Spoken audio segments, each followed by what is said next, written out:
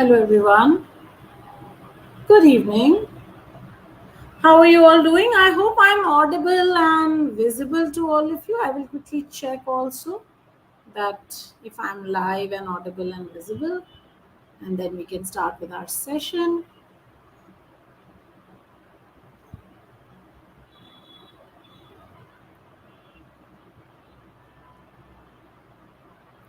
If you can give me a yes or no, if you're able to hear me.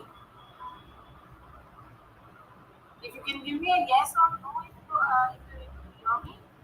I can hear myself. So wonderful. Hi, everybody.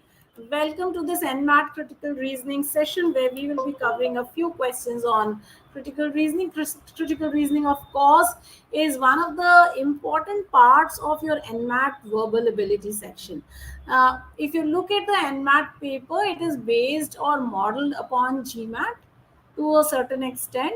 Number one, in the sense that it is an adaptive paper.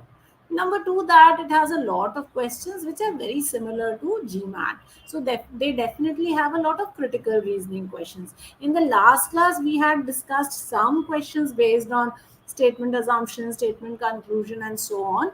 And in today's session, we will take up some para based reasoning, which is your standard GMAT type of critical reasoning, in which you get a passage, and that passage is followed by some question, right? And then with five options which help you to choose your options as and when, right? So that is what we will do today. All right, thank you, Arun. Guys, can you all remember to hit the like button and also to share the session?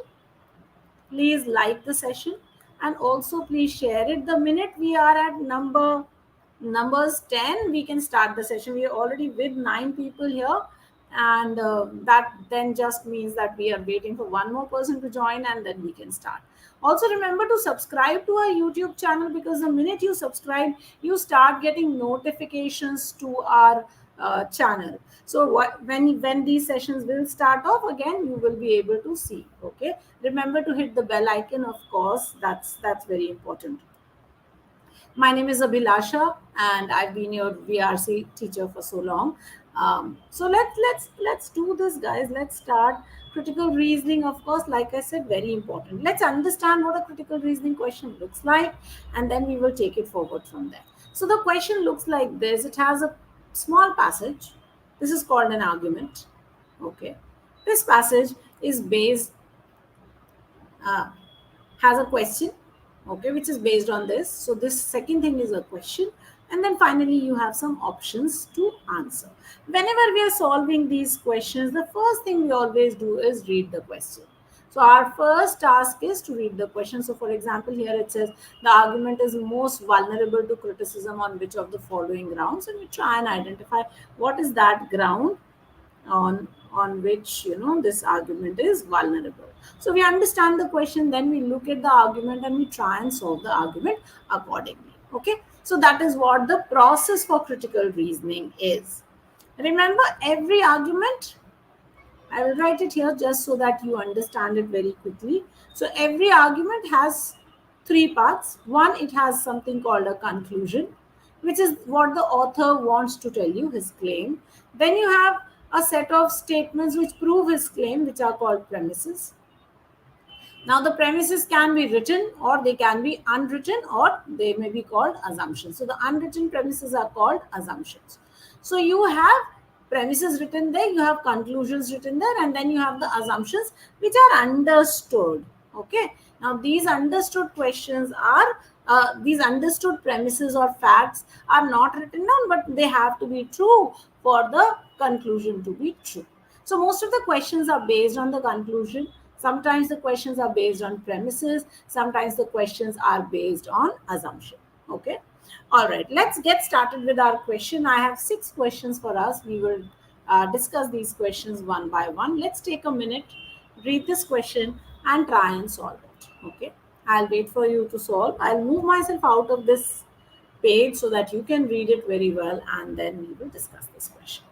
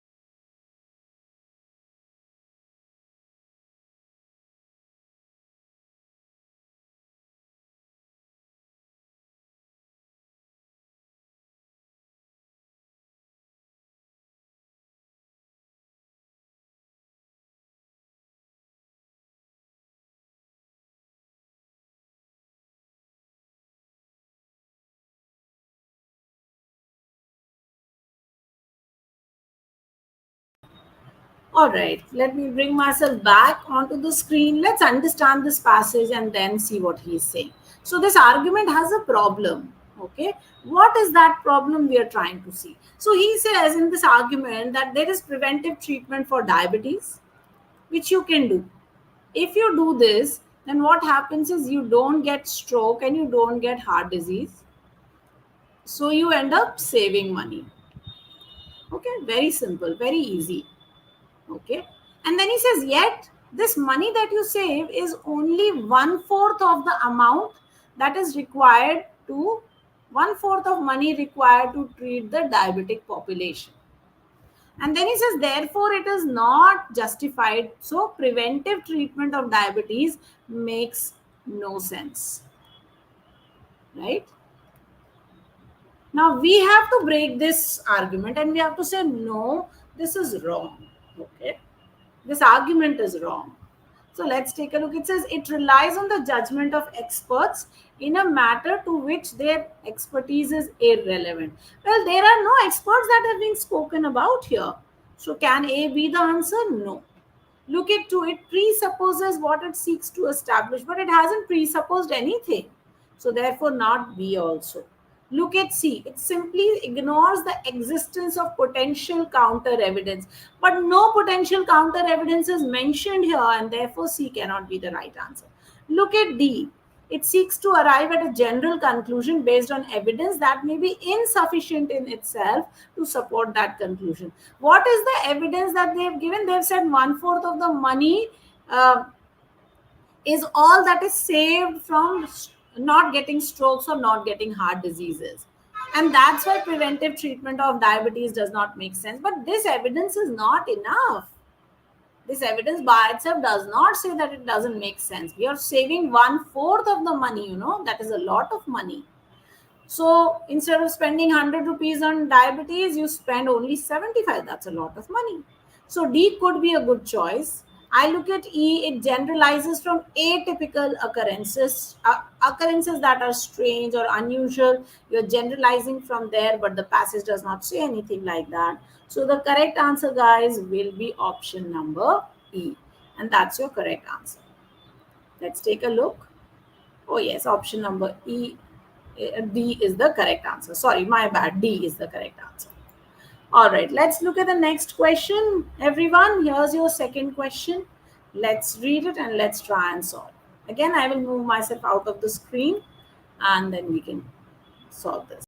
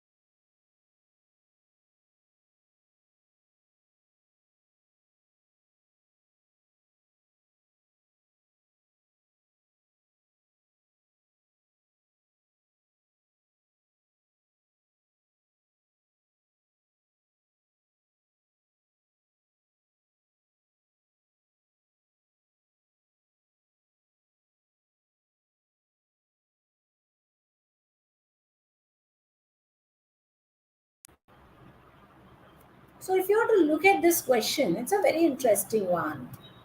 Oh, so I got a D from Samrat, a B from Jonathan, an A from Shashwata, and A from Krupa. Okay, wonderful. Others, you can also answer. Let's look at this question. What is this question trying to tell us?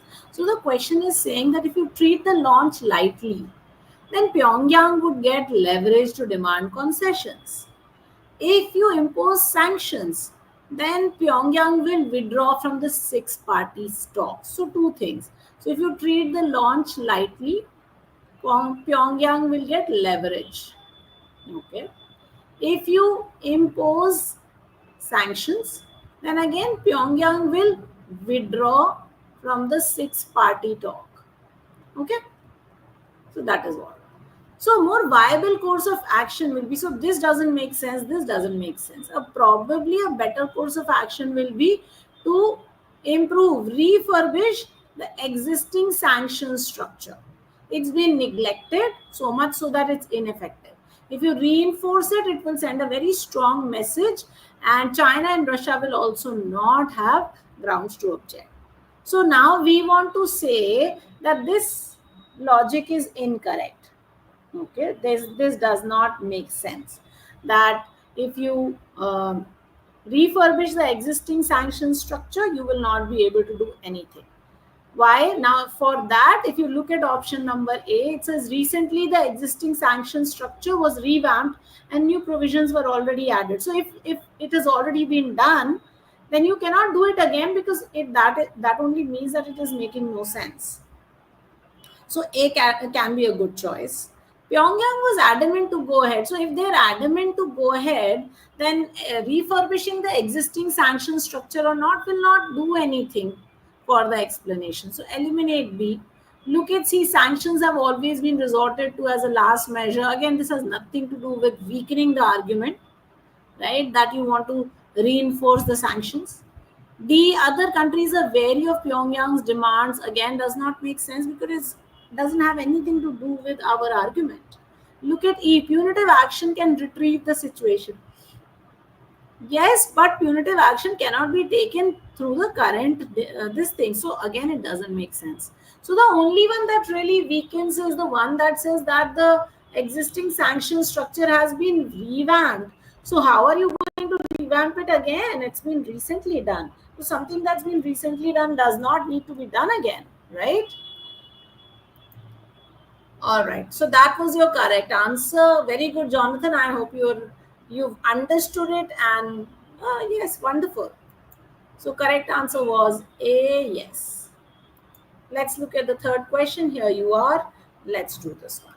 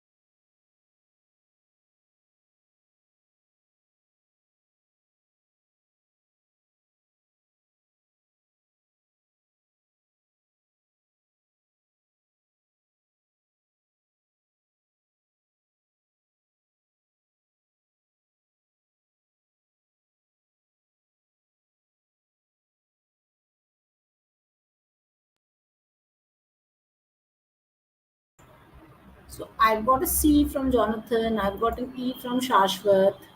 Others, I've got so many of you in class. Let's get your answers, everyone. So look at this question. So look at this question. Let's try and understand what the author is saying here. He says, for 6 decades, power in Pakistan has teetered between military dictatorship and civilian rule. So they've been shifting from military to civilian and then back and forth.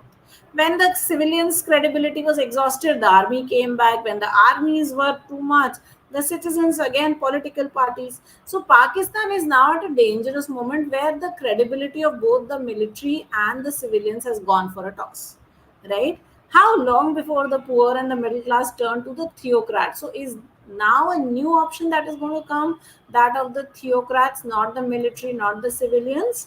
So that's the problem. Now, the problem in this question, so the question is asking what is the problem in the question. The reasoning is most vulnerable to criticism. On which reason or which reason, right? So now remember that uh, what the argument is saying is that because military will not work, because civilians will not work, therefore theocrats will work. Okay, so that is what they have said, and we have to say that that's not necessary. So look at option number one. It exploits the term credibility by blaming both military and politicians. Well, it doesn't exploit the word credibility. It has used credibility in a correct way. So A is not right. Look at B. It fails to distinguish between advantages of dictatorship vis-a-vis a civilian rule. Well, again, the problem is not that what are the advantages and what are the disadvantages. The passage does not talk about that also. So therefore, B is not talking about the reasoning. Look at its conclusion is a generalization of statistical evidence drawn from only a small minority of the population. Well, the conclusion is a generalization, but that's not its flaw. So therefore, C is incorrect. Look at D, which says its conclusion supports an implicit principle on which an earlier part of the argument is based.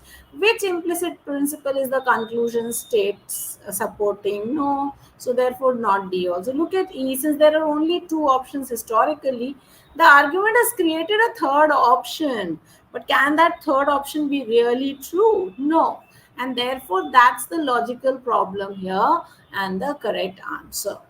They said, oh, military, civilians, how did the theocrats come by? So that's the problem in this question. Therefore, E is the one that is incorrect. All right, let's look at question number 4. That's going to be your answer. Let's take a moment and solve.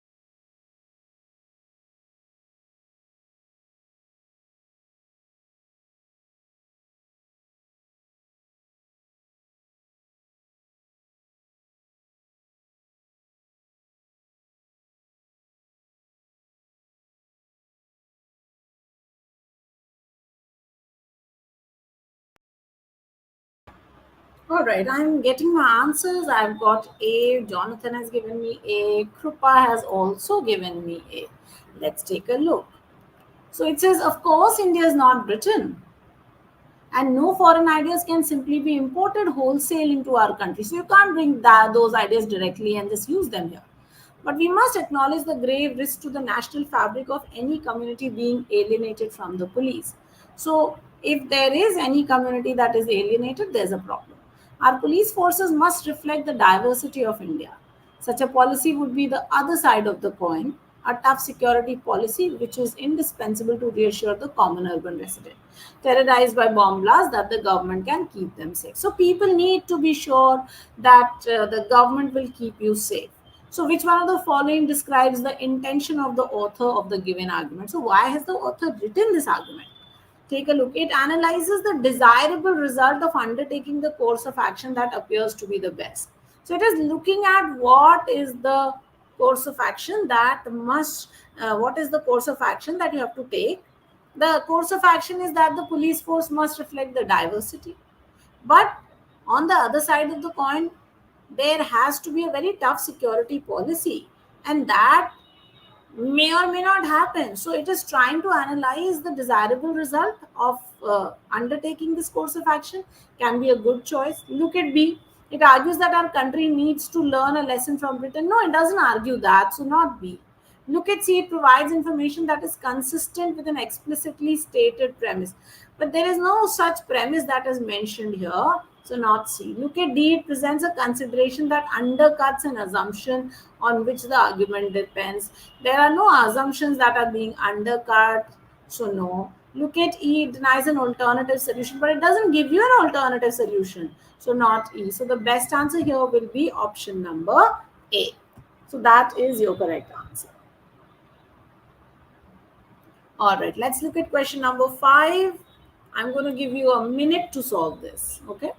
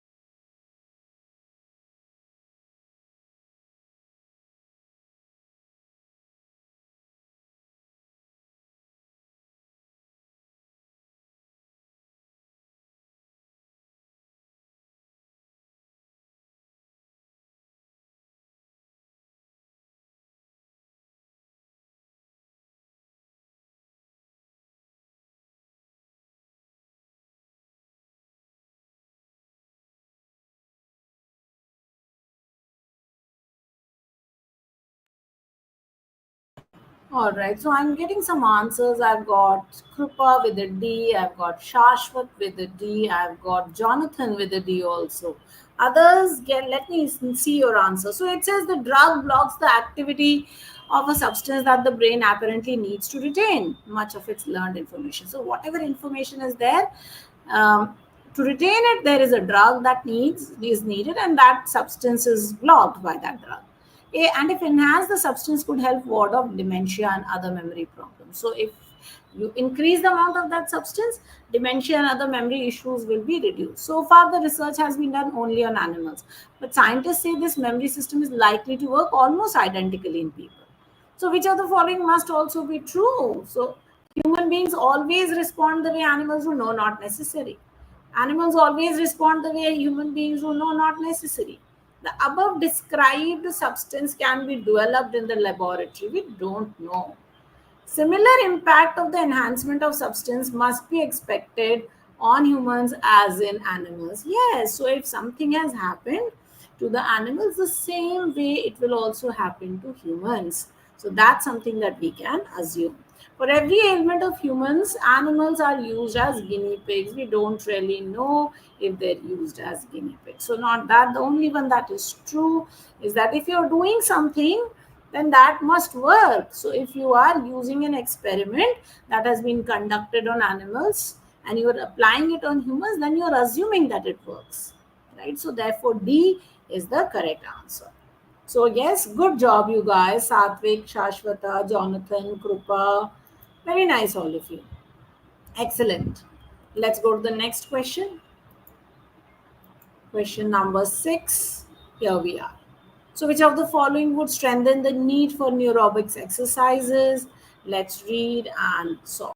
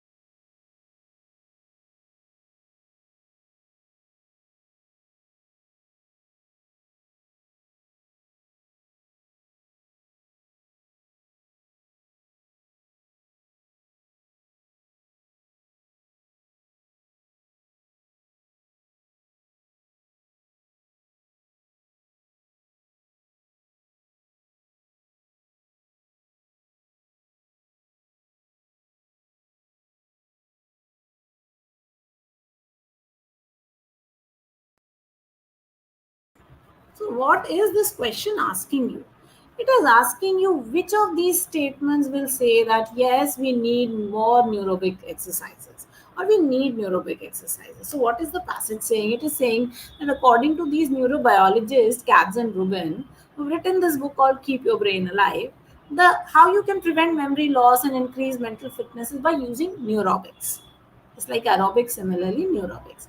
These exercises challenge the brain in offbeat ways by making more than one association and using more than one sense for routine activity. So it is saying that for any routine activity, you're using more than one association and more than one senses. So there are multiple ways you remember, your brain remembers. PET scans demonstrate the importance of neurobic exercise. For example, you meet a stranger, the scan will light up some area of your brain. The next time you meet that very same person, the response is dimmer because the brain has already been activated. So now what you do is you start developing new pathways so that the brain remember the second time the lights are not dimmer, they're equally bright because it is coming from one more place. So what we want to say essentially in this question is that There's not just one thing that is supporting that memory, there are other things also. So more than one sense will help you remember something. So neurobics is all about that. So not one thing, not one sense, but multi-sense.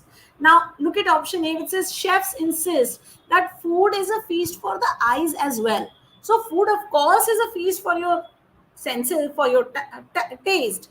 But if it is also a feast for the eyes, what will happen? You will remember it in two different ways. So this one could be an answer for us. We can listen better with our eyes shut, but it is only listening that is happening. You're not seeing, so you're not doing multi senses. So therefore B is not right. Look at C. Multitasking is the order of the day in the corporate world, but that doesn't support the need for neurobic exercises. So not C. Memorizing names is crucial, but how do you do it? Are you doing it in multiple ways? That we don't get from D. Look at E. People who do too many things together lose focus. If you're doing too many things, you will lose focus. Again, that doesn't work because that's the opposite of this passage, right? So the correct answer here will be option number A, which says that chefs who give you food, who appease your palate, are saying that food should also appease your eyes. So two senses, the tongue and the eyes, are involved, right? So neurobic exercises are there. Okay. So correct answer will be A. I know none of you have got it right, but then sometimes this will happen, no? So Jonathan had a C, Krupa had a C, Shashwat had a C. Shashwat, I hope you're understanding why A. The passage was about how many senses we are involving. So we've involved only one sense with the others.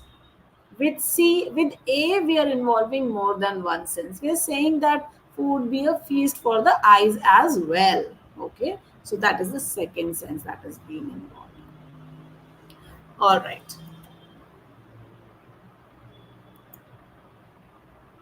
Okay. All right, that brings us to the end of today's session, guys. Yeah, sometimes they ask complicated questions. It's not always simple. If it were always simple, then life would be very, very easy, guys. I know. So that's not the reality of an exam. Remember, this exam is adaptive. So when you answer a question correctly, the next question comes from a higher score band and a tougher level of difficulty. So you will get slightly more difficult questions if you keep answering questions correctly, which is something that is beneficial for you because that means you're going up into the next score band, right? So that's something that we must remember and we must keep in mind. Okay. All right. Shall we wrap up the session for today? Thank you so much. If you have any doubts, and my apologies for rescheduling the session. I was really feeling unwell, so that's why we had to reschedule it to 5. Yes, Krupa, sometimes they will be lengthy to confuse. Absolutely. These things are always there. They will end up confusing you. They will end up making lengthy questions, but that is how. Yes, Jonathan, I know NMAT is way more manageable, but then the idea is there are fewer colleges also. And also at in CAT, if you do a fewer number of questions, you will get a lot more colleges. But then the top elite colleges are very few, which is the same in NMAT also. There are very few elite colleges. Yeah, I'm much better now. That is why I'm taking the session. Otherwise, I wouldn't have. Okay. Thank you for asking. All right. Any other doubts that you have?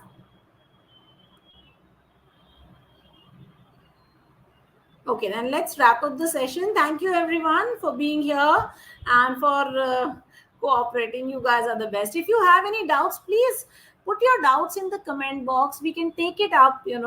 We do take up your doubts in the reels also. I in the shorts also. I do take up your doubts. So if you have any doubts, please put those there. Okay. Thank you. Remember to hit like, share, subscribe, and the bell icon. Bye bye. I'll see you next week.